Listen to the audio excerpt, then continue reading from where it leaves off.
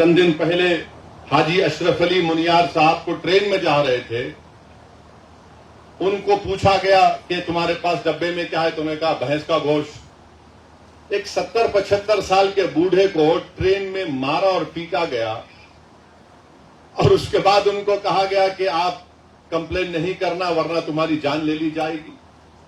इम्तियाज जलील साहब ने मुझे नंबर दिया, मैं हाजी अशरफ अली मुनियार से फोन पर बात किया, उनके बेटे से बात किया। मैं शुक्रगुजार हूं इम्तियाज साहब का कि उन्होंने यहां से जनाब खिजर पटेल एडवोकेट को भिजाया, जो गए मुंबई को थाने गए, वहां पर नॉन बेलेबल सेक्शन लगवाए, उनकी बेल को कैंसिल करवाया।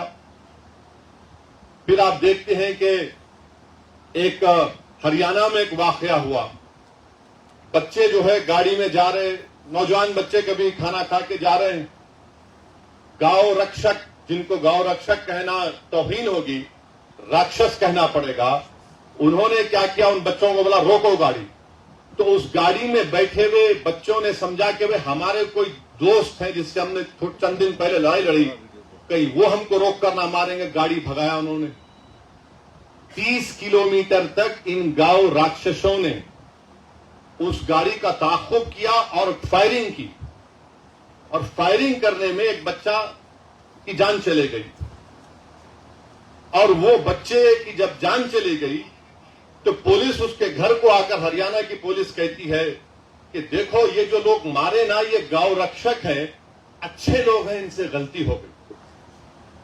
मैं उम्मीद करता हूं कि इंशाअल्लाह ताला जिन पुलिस वालों ने कहा कि उनकी औलाद भी ऐसी मरे और कोई आकर उनसे कहे कि मारने वाला बहुत अच्छा था, तुम्हारी औलाद मर गई। अच्छा, फिर मारने के बाद ये जालिम लोग क्या कहते हैं, हमसे बहुत बड़ी गलती हुई कि हमने अपने ब्राह्मण समाज के बच्चों को गोली मार दी। अब आप बताइए, इंसान इंसान होता है, बाद में ब्राह्मण होगा, मुसलमान होगा, नहीं होगा, कुछ भी होगा। ये कहा उन्होंने इंटरव्यू में मीडिया पर, हमसे बहुत बड़ी गलती हो गई। और वो गाय रक्षकों को लाइसेंस कौन दे रही है? बीजेपी की हुकूमत। फिर अमरोहा में एक स्कूल का वीडियो है, एक 8 साल का बच्चा है, अपनी मां के साथ स्कूल गया और उसकी मां के साथ जो लोग हैं वीडियो रिकॉर्ड कर रहे हैं। प्रिंसिपल कहता कि तुम्हारे बच्चे को स्कूल से निकाल दिया। अम्मा बोलती क्यों निकाले? बोले ये अपने टिफिन में गोश्त लाता है और धर्म परिवर्तन कर रहा है। कोई 8 साल का बच्चा धर्म परिवर्तन कर सकता है? और प्रिंसिपल ये कहता है कि यह बच्चा बड़े होकर मंदिरों को तोड़ेगा, बम बनाएगा। अच्छा, अब तक उस प्रिंसिपल के खिलाफ कोई एफआईआर दर्ज नहीं हुआ, कोई एफआईआर दर्ज नहीं हुआ उसके खिलाफ। अब मुझे कल मालूम हुआ हमारे अमरोहा के मजलिस के यूनिट से, शमीम साहब से, कि इंक्वायरी ये कहा गया कि नहीं, ये तो झगड़ा था फीस का। अबे फीस का झगड़ा है तो तुझे क्या, तेरी क्या जरूरत कि तू मेरे बेटे को कहे कि तू बड़ा होकर जिहादी बनेगा? तेरी क्या जरूरत तू ये कहे कि गोश्त लाकर धर्म परिवर्तन 8 साल का बच्चा करेगा? 8 साल का बच्चा कोई कर सकता है धर्म परिवर्तन? बताइए आप। ये नफरत पैदा कर दी गई है मुसलमानों की तरफ से, और इसका जिम्मेदार नरेंद्र मोदी है। इन्होंने एक सब तमाम किया। हां, ये 2014 से पहले भी था, मगर जिस ऊंचाई पर लेकर गए इसका क्रेडिट नरेंद्र मोदी को और उनकी हुकूमत को जाता है। मेरे अजीज दोस्तों और बुजुर्गों, इस पस मंजर में आपको देखना है कि 2024 का बिल लाया गया है। ये वक्फ की जायदाद गवर्नमेंट की प्रॉपर्टी नहीं है, गवर्नमेंट ने हमको नहीं दिया, ये मुसलमानों ने वक्फ किया अल्लाह के नाम पर। अब नरेंद्र मोदी को तकलीफ क्या है? अब तो माइनॉरिटी का जो वजारत अखलाकी बहबूद में मौलाना आजाद फेलोशिप थी, जिसमें 800-900 करोड़ मिलते थे, अकलियतों के बच्चे जिसमें मुसलमान, ईसाई, सिख भी शामिल है, वो पीएचडी करते थे, नरेंद्र मोदी ने उसको भी खत्म कर दिया। अब ये कह रहे हैं कि जो जायदाद हमारे बुजुर्गों ने, हमारे आबो अजदाद ने अल्लाह के नाम पे वक्फ की, हम आपसे छीन लेंगे, हम आपसे छीन लेंगे। गवर्नमेंट ने नहीं दिया हमको, ना कांग्रेस की सरकार ने, ना जनता की सरकार ने, ना यूनाइटेड फ्रंट की सरकार ने, ना एनडीए की सरकार ने, ना यूपीए की सरकार ने, नेहरू से लेकर मोदी तक किसी वजीर आजम ने हमको वक्फ की जायदाद नहीं दी। हमारी प्रॉपर्टी है, मुसलमानों की प्रॉपर्टी है, अल्लाह के नाम पर जो वक्फ कर दी गई, इसका मालिक अल्लाह है। उसको मोदी छीनना चाहते हैं। और अफसोस मुझे इस बात का होता है कि यहां पर आप देखते हैं कि महाराष्ट्र में यहां पर शिंदे की हुकूमत है, जिसमें अजीत पवार भी है, बीजेपी भी है, जो शिंदे के एमपी पार्लियामेंट में खड़े होकर बोले ये कानून बनना चाहिए। अरे तुम जरा तारीख को पढ़ लेते महाराष्ट्र की।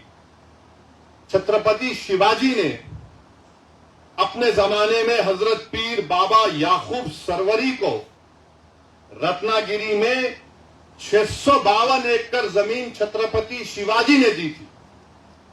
और जो छत्रपति शिवाजी को का नाम लेकर अपनी सियासी रोटी सेकते हैं, तुम वक्फ की बिल की मुखालिफत कर रहे हो।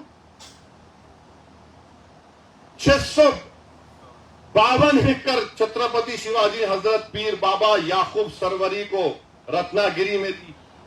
वहां के मुतवल्ली साहब से मैं बात किया, हमारे वकील साहब ने नंबर दिया था। उन्होंने कहा कि ओवैसी साहब मेरे पास 250 साल का रिकॉर्ड है, 250 साल का मेरे पास रिकॉर्ड है। अरे छत्रपति शिवाजी से मोहब्बत करने वालों, तुम कितने दोगले हो, तुम झूठे हो। अगर तुमको छत्रपति शिवाजी से मोहब्बत होती तो तुम मोदी के वक्त के कानून की मुखालिफत करते, मगर तुमने सिर्फ अपने मफाद के लिए, अपनी सियासी रोटी को सेकने के लिए और अपने मुसलमानों से नफरत के लिए आपने ये काम किया। और इम्तियाज साहब मुझे भी बताया कि जब छत्रपति शिवाजी रायगढ़ में जगदेश्वरी मंदिर को बनाए तो वहां पर उन्होंने एक मस्जिद को भी बनाया। और छत्रपति शिवाजी ने मलिक रिहाई दरगाह को विशालगढ़ में उसको हाथ नहीं, जो जाकर मस्जिद को और दरगाह को हाथ लगा के आए परसों। तुम छत्रपति शिवाजी को मानने वाले हो ना, तुम तो क्या क्या कहते हो और तुम ये काम कर रहे हो। मेरे अजीज दोस्तों और बुजुर्गों, इन चीजों को आपको सामने रखना जरूरी है। और ये आप जानते हैं मुझसे बेहतर कि महाराष्ट्र में इम्तियाज साहब ने रिकॉर्ड दिया कि 53,411 हेक्टेयर जमीन वक्फ की है महाराष्ट्र में। 53,411 हेक्टेयर, जिसमें से औरंगाबाद में 4,099 हेक्टेयर। तो ये पूरी जमीन नरेंद्र मोदी छीनना चाहते हैं, याद रखिए मेरी इस बात को। और कैसे छीनना चाहते हैं, उन्होंने कानून बनाया। अब ये जो बिल पेश किया गया है, वो बिल में क्या लिखा गया कि सेंट्रल वक्फ काउंसिल में पहले क्या था कि सिवाय वजीर को छोड़कर, मिनिस्टर को छोड़कर अगर कोई गैर मुस्लिम है तो वो चेयरमैन होते थे।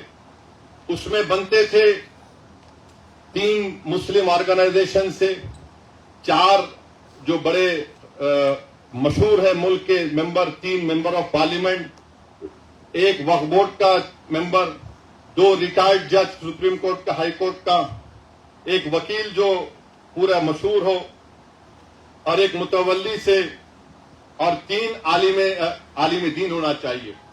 अब हुकूमत ये कर दी है कि सिर्फ 2 मेंबर बनेंगे मुसलमानों, पूरे के पूरे गैर मुस्लिम होंगे सेंट्रल वक्फ, बाकी सेंट्रल वक्फ काउंसिल में। फिर आप देखिए कि जो स्टेट वक्फ बोर्ड है उसमें कह दिया गया है कि स्टेट वक्फ बोर्ड में पहले इलेक्शन होता था मुतवल्ली कैटेगरी में, आपके एमएलए कैटेगरी में, एमपी कैटेगरी में, फिर हाई कोर्ट के वकलाओं, मुस्लिम वकलाओं का इलेक्शन होता था। उन सबको इलेक्शन को बर्खास्त कर दिया गया और नामजद करेगी, नॉमिनेट करेगी हुकूमत। यानी पहले पूरे मुसलमान होते थे, अब सिर्फ शायद 2 या 4 रहने वाले हैं। अब उसमें भी क्या बोल रहे हैं कि 1 मुतवल्ली, 2 आलिम दीन और 2 म्युनिसिपैलिटी या पंचायत के मेंबर को बीजेपी मेंबर बनाएगी। अब ये क्यों कर रहे हैं बताता हूं मैं आपको। स्टेट वक्फ बोर्ड में जब इलेक्शन खत्म हो जाएगा तो मोदी जी ये चाहते हैं कि औरंगाबाद की डिस्ट्रिक्ट कमेटी में पूरे के पूरे बीजेपी आरएसएस की जहनियत रखने वालों को मेंबर बना दिया जाए, क्योंकि जब स्टेट वक्फ बोर्ड में नॉमिनेट कर रहे तो यहां पर भी करेंगे। आप अंदाजा लगाइए कि ये आर्टिकल 14 के खिलाफ क्यों है। इसलिए है कि एक तो यह है कि जो आप कानून पढ़ेंगे काशी विश्वनाथ का, उत्तर प्रदेश में जो काशी विश्वनाथ का कानून है, उसमें साफ तौर पे कह दिया गया कि काशी विश्वनाथ में कोई भी गैर हिंदू मेंबर नहीं बन सकता। काशी विश्वनाथ का कानून यह कहता है। फिर आप जाकर तमिलनाडु का कानून देख लीजिए, वो भी ये कहता है कि कोई भी मुसलमान या गैर हिंदू उसका मेंबर नहीं बन सकता। तमिलनाडु का 59 का कानून है।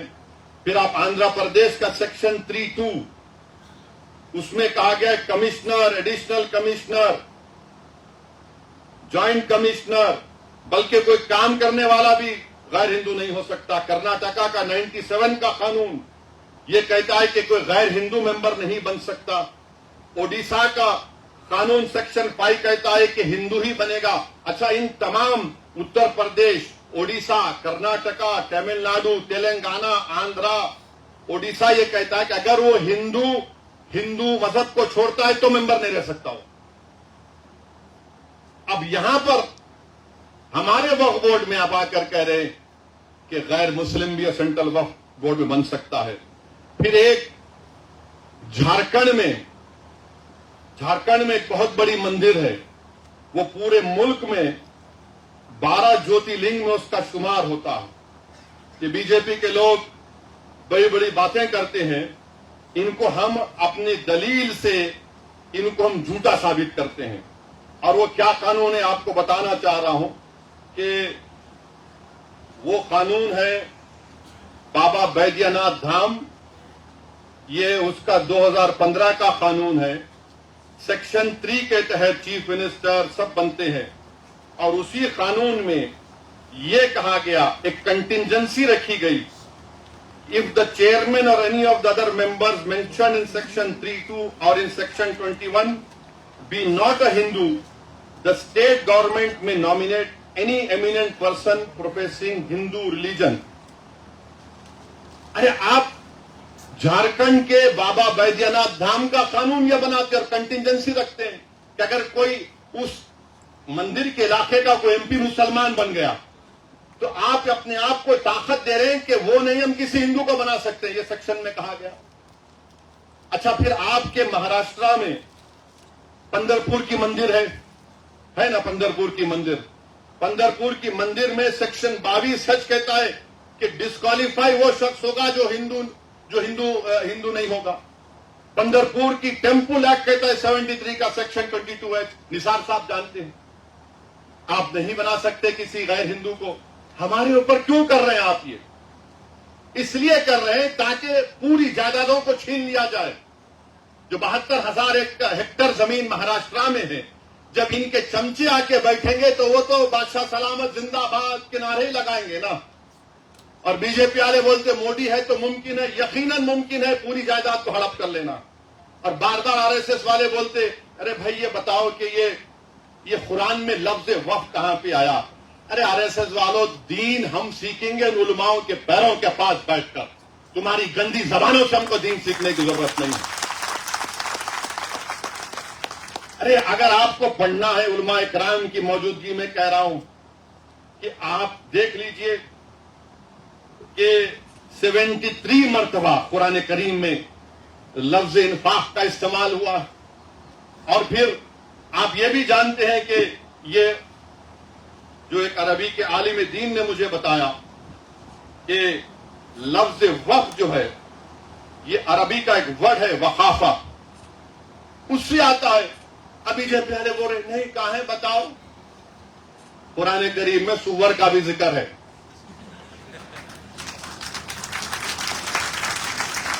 मेरे अजीज दोस्तों और बुजुर्गों, फिर अभी आपने सुना कि इसके बाद ये लोग क्या करना चाहते हैं।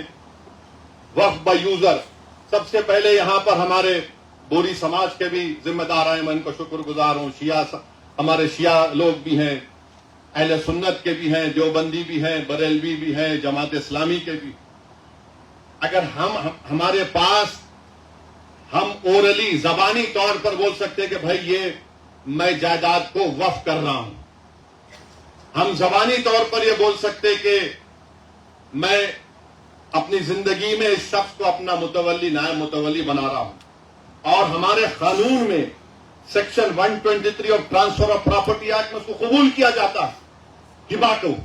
मोदी जी कह रहे हैं कि अब ओरल तरीके से अगर आप बोलेंगे वक्फ कर रहा हूं, कबूल काबिल कबूल नहीं है। आप कौन हो कि हमारी शरीयत में मदाखलत करने वाले?